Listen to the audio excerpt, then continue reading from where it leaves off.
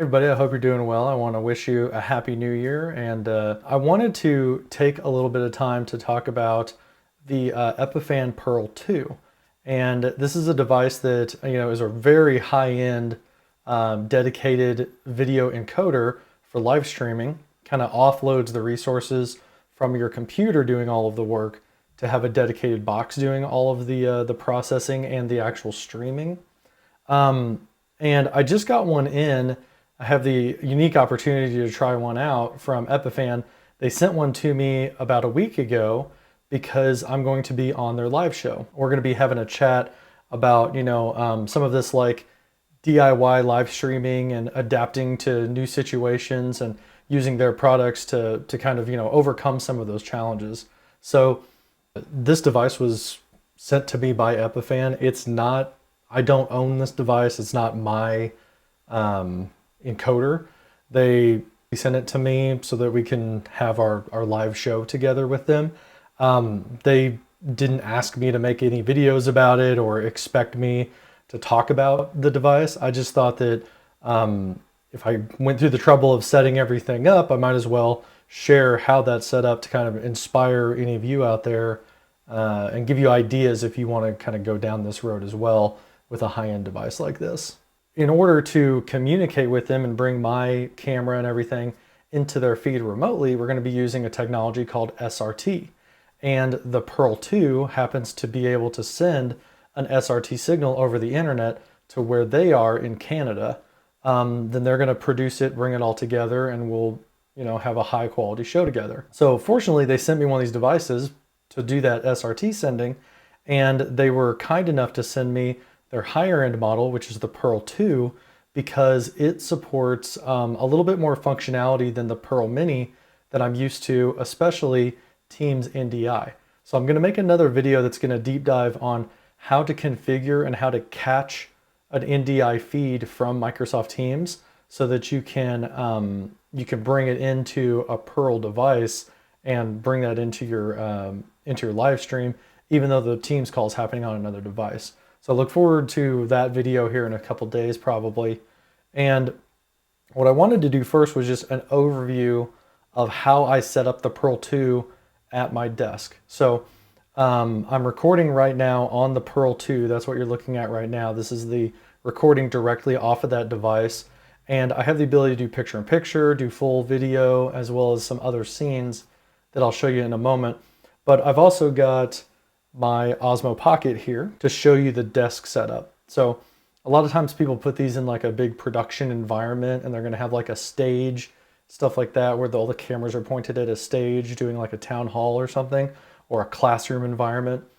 This is a setup where it's just me doing my own streaming. I'm the producer. I'm also the presenter at just my normal home office desk. So it's a little bit different than what typically you would probably see a device like this in. And I thought it might be an interesting video to show how I plugged everything in. So if we switch over here to the Osmo Pocket camera, I'm going to back up a little bit. And this is my desk that I stand and sit at all day, every day. And you can see it's driven by a MacBook Pro, 15-inch MacBook Pro, a 34-inch Dell monitor. The Pearl 2 is right here. And I've got the Stream Deck right here. There's the Stream Deck to control everything. The ATEM Mini is sitting there, but there's nothing hooked up to it right now because I've got it all going in to the Pearl. For lighting and for video, I've got the Elgato Key Light, which is probably just going to blow out on this video. And then for my audio and camera, I've got the Panasonic G85. That's plugged into the Pearl Mini or the Pearl 2. As well as a microphone called the PicoMic. That's what I'm wearing on my shirt collar right now. That's plugged into the camera, and then the camera is wired down here and plugged into the Pearl 2. This is what the device looks like. It's a smaller footprint than something like the Pearl Mini. It's surprisingly chunky compared to like what I thought it would look like based off of the pictures. So it's a little bit taller than I expected, but it really nestles nicely like over here in the corner. And what's cool and kind of unexpected about it is that I can monitor what I see on the screen. I can just kind of glance down and use this as a confidence monitor to see like what is YouTube seeing, or what is Yammer seeing right now? What's my audience looking at? But I expected that. I just didn't expect the ability that it would be a touch screen. So I had no idea that this would be a touch screen. It has all the same controls as what I'm used to on the Pearl Mini, which is really cool. I can plug headphones in right here, and I can monitor the audio. I could like dump the video recordings using a USB thumb drive if I want to. And then this shows me my sound level, make sure that I'm not peaking and going over a certain threshold. If I want to adjust the headphone volume, I can do that in 25% increments. By tapping the headphones, it's 25%, 50, 75, 100%, and then muted out of the headphone jack. I keep that at like 50% right now. Then this little button right here, if I tap on this, this allows me to switch scenes using the touchscreen on here. So I could just reach down as I'm talking. I could kind of glance down and I could flip over to my screen. And now I'm picture in picture with my screen up full screen. Then I can click here, switch back over to my full camera. If something goes wrong, I can click BRB. And if I do that, then I can slide the BRB over. I can go to my post-show, which has music and post-show playing. And I can start out with the pre-show, which is a PNG file that shows me in the background. So it's kind of a little bit of like, you know, listening to music. You see that somebody's there. We're not quite started yet, but we're going to start soon. And that's the way that I can like switch the scenes around. I also have the big button, which is the single touch button where you can both start recording and start streaming at the same time. So when you're ready to actually go live, you just click start and it does both at the same time. All of your streaming source locations, all your recording. So you could even set up isolated recording on this. It's certainly powerful enough that you could have different channels for each of like your cameras and your laptop, and then the actual show. You could record all of those at the same time. On the streaming side, you don't need a restreaming service or a Raspberry Pi or anything like that. You can do YouTube and Yammer, RTMP, and all these different RTMP, these different social media networks all at the same time using the streaming button, because you can set up multiple streams out of this device. It's crazy powerful what things you can do with it. In the settings, I can go here, I can glance at the system status, I can check that stuff out. I can decide what's happening with the output ports. There's 2 HDMI outputs on this, so you can have one go into like a projector. What I have going on is I have HDMI 1 going HDMI out to an Elgato CamLink. Then I'm capturing that on my computer, on my laptop, and I'm using that for my Teams camera. So actually my camera is running into this device and then into my laptop, and I just use it as a webcam. But if I want to go live, I can live stream from this box, take that load off of my computer. The other thing that's interesting about this, it came with the latest new firmware on it, which has the Epiphan Cloud, and it has more network troubleshooting capabilities. So if I click in network, something that's new for me is I can click connectivity status, and then you'll see, as it goes through here, you'll see all of these like connection information. So like I know my Ethernet cable's good. I know that my ports are open. I can get to the internet. I can get to their support cloud. I know what my public IP address is, all that type of stuff, to be able to like troubleshoot network connectivity. So it's really cool. It's all touchscreen. I tapped this upper corner right here to start recording this video. I just tapped that red button and it started recording for me. If I tap in the middle, it hides all those controls, and now I just use it as a confidence monitor. The way that I'm switching all of this live show stuff is I stand at my computer like this. This is what I'm looking at. I'm looking at the camera. I'm sharing this screen to the Pearl 2. Whenever I want to switch what's going on screen, I want to go from full camera to picture-in-picture, maybe to like the end screen. What I use that for, or what I use to do that, is the Stream Deck by Elgato. And I set up a custom profile. I'll show you all the buttons for this a little bit, further on here. And let me get logged in. There we go. I'm using an app called Companion from BitFocus. That allows you to have way more functionality, connect to way more devices than what the Stream Deck software could do. So what I'm doing with this device is I've got a pre-show, camera, screen, panel, which is NDI, post-show, and BRB screens. I've got all my layouts across the top.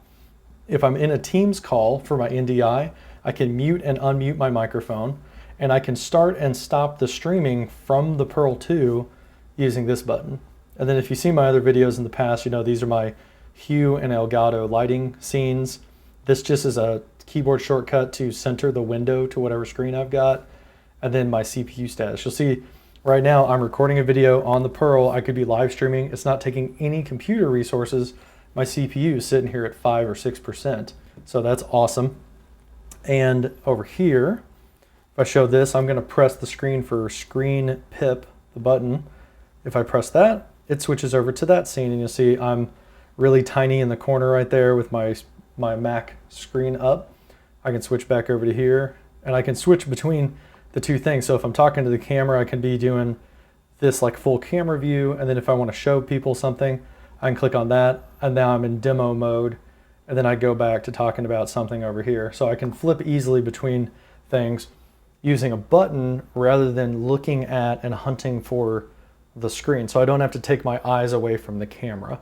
So that's the layout right there. Now that I'm in screen picture-in-picture mode, how do I have this wired up? What does the Pearl 2 interface look like? How did I set up my layout? As well as how did I set up Companion?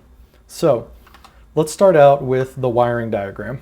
This is what this looks like. I've got the Pearl 2 over here on the left. That's the back of it and the front of it. I've also got the, all of that is coming into a Caldigit TS3 or T3 Plus, whatever it's called. It's a Thunderbolt 3 dock that connects to my laptop. So I've got everything plugged into that dock, and then I've got my laptop plugged into the dock using one Thunderbolt cable that carries all the data, and it carries power to charge my laptop. So my laptop is sitting here with one connector in it. So how did I plug all this stuff in? On the back of the Pearl 2, we've got way more functionality than what I need. So if I scroll over here, there's 4 HDMI inputs, there's 2 HDMI outputs, there's 2 SDI connectors, 4 XLR connectors, which can be made into stereo pairs. I've got RCA connectors. This is a serial connector. There's other connectors for like controlling, like I think it would control like motorized cameras, things like that, all kinds of like console control.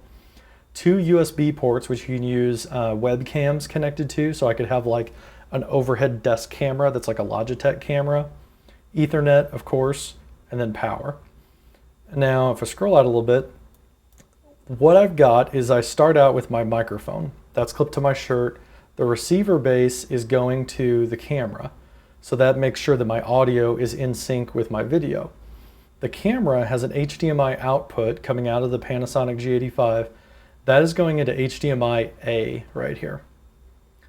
Next, what I have plugged in is I have my laptop. So coming out of my laptop directly, because I ran out of ports on this thing, I've got one of those USB-C adapters to HDMI, and I'm going HDMI from my laptop to HDMI-B right here, the second connector. Then I have my iPhone audio. The way I have that connected is I have an RCA cable that has RCA on one end. The other end, it has a 3.5 millimeter headphone jack. And I've got the little lightning connector thing that you have to use for an iPhone. That allows me to play pre and post show music from my iPhone into the Pearl. So I got separate music, separate camera, separate laptop. Those are my 3 sources really. Everything else is just graphics that I've loaded onto the device manually. To come out of the device and use it as a Teams webcam, what I've done is I'm coming out of HDMI 1, and I told it to select the show itself. So I could do picture-in-picture if I wanted to, full camera. You can select to show the entire channel, so the whole show mix, or you can select any of your sources. So I could just directly tie this input, or this HDMI output, I could directly tie that to my camera and send it over to the CamLink. But I'm doing the full channel. So picture-in-picture, all my graphics, they come out of this HDMI port. They go down an HDMI cable to an Elgato CamLink. Then I have the CamLink plugged into the back of this dock, And now that's just a webcam. So basically I'm creating like a loop here of I got stuff going into the Pearl, and then I've also got the Pearl going back into the laptop so I can use it for web conferencing.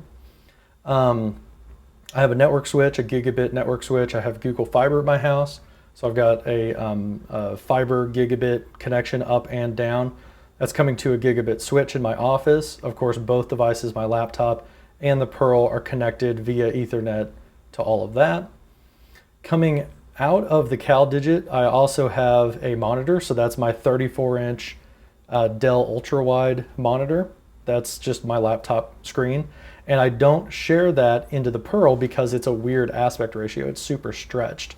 So what I'm doing is I'm actually mirroring my laptop screen into the Pearl so that it's set to 1080p and it makes sense for live streaming. Also connected to the Caldigit, I have the Stream Deck. It's just plugged in over USB to that dock.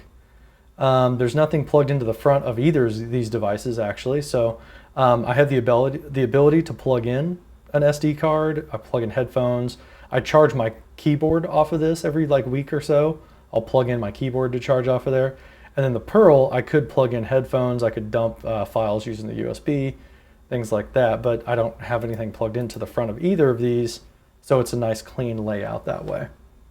So that kind of is how everything is plugged in. If I go to displays, I'll show you how I'm mirroring this to show like my computer with my little picture in the screen. What I'm doing for that is I have set up, if I open up my Mac display options, I've got 3 displays. Even though I've got 2 physically, my computer sees 3. I've got the big ultra wide computer, I've got the laptop screen, and then I've got the Pearl that I'm plugged into. The Dell ultra wide is this one, the U34. That one is set up to be my main display. I don't share what's on that screen. So that's like where I have the chat, that's where I have my browser, Microsoft Teams, all that type of stuff that's not seen by the audience. From the audience perspective, I have the Retina display, so my laptop display, and the Pearl. I have those 2 mirrored together. Now there's a trick on macOS where you can say, take these 2 monitors and mirror them, but leave the big one independent. The way that you do that is you hold down the Option key on your keyboard, and then you can grab one monitor and drop it on top of the other. When I did that, my laptop screen, everything that's on it, mirrors over to the Pearl 2. Now, the laptop screen is not 1080p, it's a little bit taller than that, so that would mess up and be kind of like a weird aspect ratio. So what I did was I selected on this mirrored pair, I told it to optimize for the Pearl 2. So optimize for that device, which is expecting a 1080p 16:9 signal. So that I did get black bars on my laptop screen. It did kind of shrink down a little bit, but now what's going into that is 60 frames per second, 1080p signal. And that's how I'm doing my displays so that it looks nice. Over here on the browser, the last couple little phases to talk about are the Pearl Mini or the Pearl 2 interface. This is what this looks like. I'll kind of zoom in a little bit on it. And then a companion for how I do my buttons. First, we'll start out with this. What you do is you go to the system status on the Pearl 2 and you get its IP address. For me, that's 192.168.1.145. Log in with admin credentials.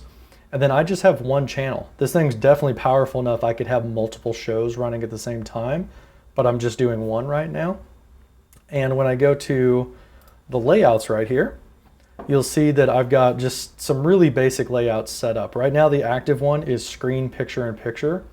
So that's what you're seeing me on right now. I've got my laptop screen, 1080p, and I shrunk myself down to the corner and I cropped it so that I could cut the sides down a little bit and kind of get myself as small as possible down there in the corner. For the audio for this one, I have the camera audio, that's my microphone, as well as the laptop audio, which is the HDMI. So if I play a video in the live stream, you'll hear that video playback. If I, share some type of audio from my laptop, you'll hear it on the live stream. I'm not sharing my iPhone music, which is that RCA connector. That comes in on pre-show. So if I click on this, this is my pre-show scene. It just has a PNG with a transparent background. It says starting soon. And then it has my video behind it. So you can see me milling around. You know that like there's somebody getting ready to do something. I go, 5 minutes early or something like that.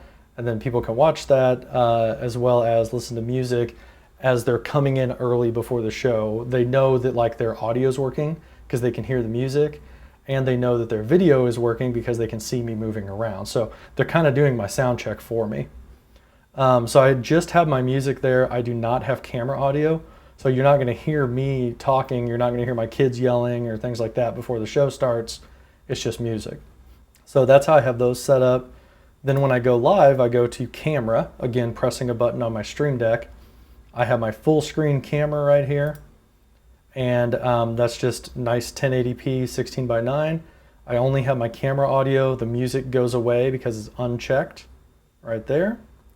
Screen, we talked about that. So I can basically shrink down to the corner and I can flip between these two scenes at will. Full screen camera, picture in picture, go back and forth. At the end of the show, everything goes well. I've got this post-show screen, which is just thanks for watching. And again, I have iPhone music playing. So that ends out the show. I do that when I see it on YouTube, when I see it on Yammer as well, the thanks for watching screen, then I'll go ahead and end the events. I know that I left cleanly. If something goes wrong, I can hit the BRB button on my Stream Deck. That'll say, hey, we'll be right back. It also plays iPhone music, so it just kind of goes to like a waiting screen while I fix whatever's wrong and kind of get things going again. I can show that up there. Then what I'm working on right now, I don't have a great layout for it, is Teams NDI. So I've added a couple of NDI sources here, and I'm kind of working on doing maybe like a 4-person panel or a 3-person panel, however I want to crop it. And I've got a panel button that shows the local camera, the Mario camera, the active speaker. So the Teams meeting audio is coming in, as well as my audio from the microphone, because Teams NDI will do what's called mix minus. So it's everybody on the call except for the local person who's grabbing the NDI. So if you want to hear me, I've got to put my microphone in separately. But I'll do a completely separate video about how that works. So that's how that works. Now I could click these red buttons here and I could flip from one layout to the other, but I like doing physical buttons. I don't want to look at a screen. I don't particularly want to touch a screen on the actual device. I like to have a physical button I can like rest my finger on and then press it when I'm ready. And the way I do that is with Companion. So I have the Elgato Stream Deck software. Then I have Companion installed, which is just a local server running on 5-6% CPU, even with these extra apps running on my laptop. And then what I've done is I added a device. So I searched here for Pearl and I found Epiphan Pearl right there. I added that, and when I added it, I put in the IP address to connect to it, my local IP address for the device, and then the admin credentials, you hit apply, and then that goes to an OK status. It authenticated, it can talk to the device now. Then I went over here to my buttons. This top row of buttons is for H2R graphics. I'm not doing that with this setup, but I just left those buttons. The second row of buttons is where I configured how to switch these scenes. So the one that's red right now, that's because it's my screen picture in picture. So let's click what that one looks like. It's basically the same for all these buttons, except for the last one. So I clicked on a blank button. I called it what I want to call it. Then under the key down actions, I have it change the channel layout.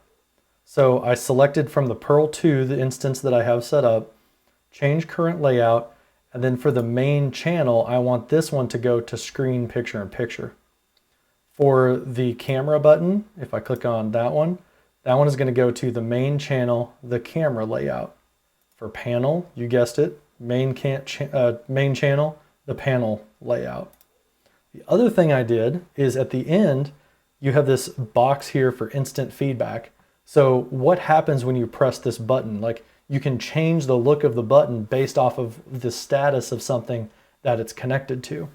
So what I said is, I want this button to turn red if the channel layout is set to screen pip. So now I know at a glance, I know that I'm on the screen pip layout without having to look over here at the screen and turn my head all the way away from the live stream. I can just know that I'm on that scene. And when I click camera, that one will turn red. So they kind of show me like what's active and live. The only other button that's different is this stream button right here. And I have that one set as a toggle. So you do latch toggle. That gives you a press and then another press. So when you press it in and when you press it off. And basically, like if I press it once, it goes to start streaming. If I press it off, then it stops the streaming. So that's how I can say go live, and I can have it go live to all those channels simultaneously. And then I have an instance feedback. So while I'm live streaming, while the stream is active, make that button green. That way I know at a glance, if I see green, I have a healthy live stream going out of my house. So that's how that looks. That's how that's set up. The way that I got that physically on the Stream Deck, because I like to use a combination of the Stream Deck and Companion to kind of fill the gaps that I have. So on the Stream Deck software, you can click more actions right here. And then you can look for something called Companion. And you can install that little helper. So it gives you a custom button right here under custom. I can add a companion button right here. And then basically I give it a title. I can name it whatever I want. I don't want that because the text is coming from companion. But I get to select what button I want. So button 1 in the upper corner, all the way down in the bottom corner to button 32. Where is that button on the list? And then also, do I want that to change when I change the pages of buttons? Or do I want it to be static? Like always show page 1, button 6, no matter what page I'm on. Because with Companion, you can have 99 pages of 32 buttons. So you can have hundreds and hundreds of buttons on Companion, and you can have these change as you flip through those pages. So let me get rid of this one. So what I've got here is I dragged a Companion button into that slot, and I said, I want that to be button number 10. And this one's button number 11, button number 12, button 13. And then a little bit over to the end, even though it's the next button on this website, even though it's the next button, I said, I want 13 over here, but I want 14 over here. I want a gap between these buttons so I don't accidentally press the end of show button. So 14, 15, and then number 16 is down here in the bottom. And this one's not going to anything, so I'll delete that. Then I have those actions to mute my Teams call. This is a multi-action for hue lights. These are the native Stream Deck functionality, but then these ones across the top here, those are coming from Companion. They're doing more advanced stuff using that little web server that's running on my box. So that's how that works. And then if I flip over here, what you'll notice is, if I scroll in a little bit, the buttons have a 1.13, 1.14 label. That's how you know that this is button 14 on page 1. So that on the Stream Deck software, you can say, you know, I want a companion button right here, and I want it to be page number 1, and I want it to be button 14. That's post show. That's how you like navigate and match this button to that location. So that's how that works. So that's all there is to it. I wanted to just kind of show like how I've got this set up, because I think a lot of people probably aren't running an external encoder and then back in as a webcam for their Teams or Zoom calls. And a lot of people don't know that you can actually control an Epiphan product with a Stream Deck using that software called Companion. And then this is just kind of an example of like, I'm the producer, but I'm also the presenter, and I can kind of change hats a little bit by hosting a Teams call, bringing that in over NDI to the Pearl, and then I can be strictly the producer from my house with however many people I need remote as the presenters. I can be off screen running the whole show from my house. So I hope that helps out. If you have any questions about any of this setup, how I'm like doing anything, let me know. I think I've got this thing for a little while longer. So if you want me to test things out, just put that in the comments below, and we'll learn together with this cool piece of tech. So thanks again for watching. Hope you have a happy new year, and we'll see you next time. Bye.